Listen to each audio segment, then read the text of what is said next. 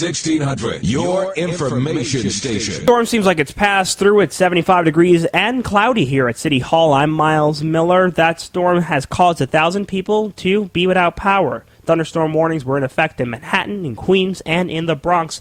Downed trees all around the Riverdale section of the borough, with a number of trees that have fallen down in Queens and in Manhattan. There is a downed tree on the lines in Long Island as well, in the Hicksville section and in the Deer Park section. Investigators say a blaze that started at 1:30 this morning quickly rose to 4 alarms before they were able to contain it 2 hours later. Fire officials say that two-story church, the Love Gospel Assembly Church in the Morris Heights section of the borough, was unoccupied at the time, although 3 civilians on the street were injured. Parishioners held services in a nearby parking lot and vowed to rebuild. In his radio address today, Mayor Bloomberg spoke about ways to cut cost at services at city agencies. He gave a similar speech on Monday with Stephen Goldsmith, the deputy mayor, and council speaker Christine Quinn. BP's chief Tony Hayward, who said he wanted his life back, may soon be getting it.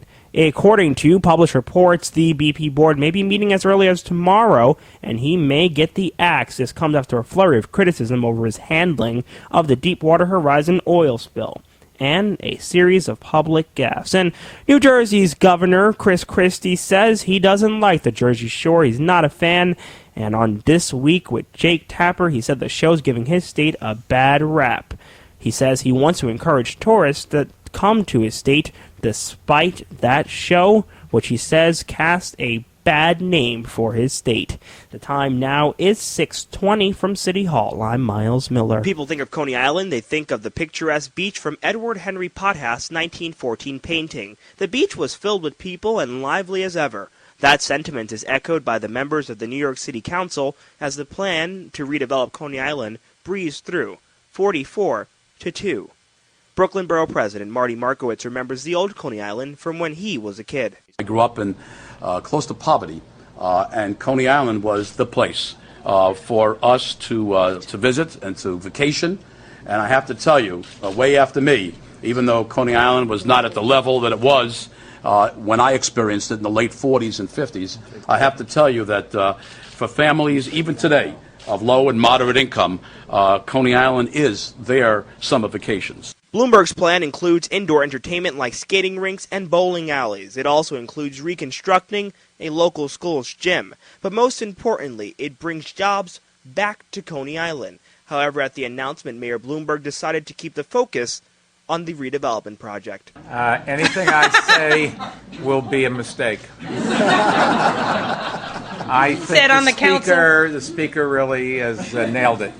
Coney Island residents support the idea. The way it is today, as we speak, is broken and too much empty property. Councilmember Recchia says residents can expect to see the first wave of projects being completed by next summer. Probably at this time next year, we'll break ground on a community center for the community, which with affordable housing above it, and that affordable housing will be 100% affordable. From City Hall, I'm Myles Miller. Textbooks, lunch, gym, and of course the free student Metro card. That's been a staple in schools for nearly 10 years.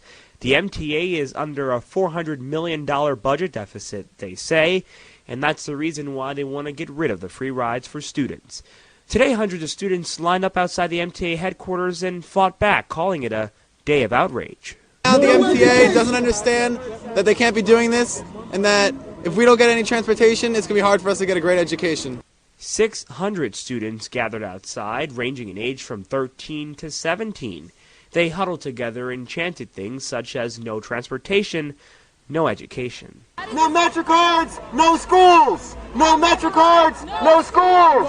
No MetroCards, no schools! The consensus among students is if they can't afford to go to school, they just won't go. About 40% of our students won't be able to go to school if they cut the budget, and I don't think that's right. I mean, I thought it was like public school. Why would we have to pay like $5 just to get to school? City Council member Charles Barron was one of the speakers at today's event. He said the MTA has the money, they're just not using it. The City Council has a $60 billion budget.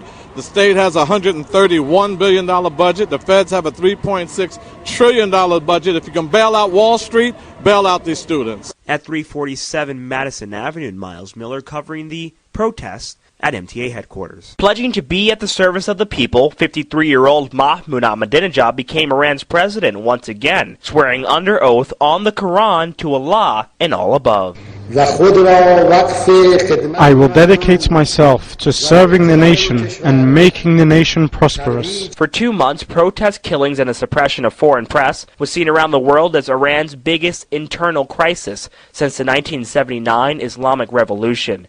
Twitter, Facebook, and the story of Nida Sultan, a 26-year-old woman who was gunned down by paramilitary police, would eventually become the voice of the underrepresented. Presidents Obama, Kohler, Sarkozy, and even Gordon Brown didn't even send Ahmadinejad a message of congratulations, and he doesn't care, saying, in quote, some of the Western leaders have decided to recognize but not congratulate the new government. Well, no one in Iran is waiting for your messages, end quote. And White House Press Secretary Robert Gibbs even went so far to say that he was the elected leader, not even the president. However, today, he backtracked, saying he misspoke and that Washington will let the Iranian people decide whether Iran's election was fair. One New Yorker we spoke to in Times Square agrees. I don't think America should do anything neither. I think we should stay outside of it because the people need to revolt. That's what happens when the people take over the government. That's real democracy there. However, another New Yorker says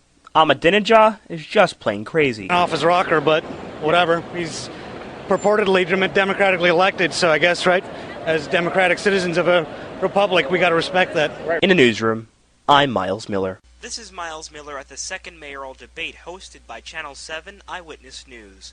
The primary elections are only a few days away, and Democratic mayoral candidate Tony Avella is hoping he will be victorious. City Comptroller Bill Thompson and Queens Councilman Avella squared off at this second debate.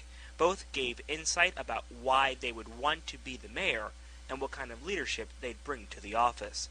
Thompson talked about education and his plan for getting kids on track. Early grade, smaller class size, making sure more time on task with our students, extended day, longer year if necessary, Saturday class for a number of our students who are struggling. But Avella looked back to what many of Thompson's critics consider his flaw. And if I heard correctly, he said under his administration, when he was president of the Board of Education, that led to mayoral control? Yeah, it led to mayoral control because you did such a terrible job. Both men say they would fire the current establishment, including school's Chancellor Joel Klein first and Mayor Bloomberg's commissioners, if elected.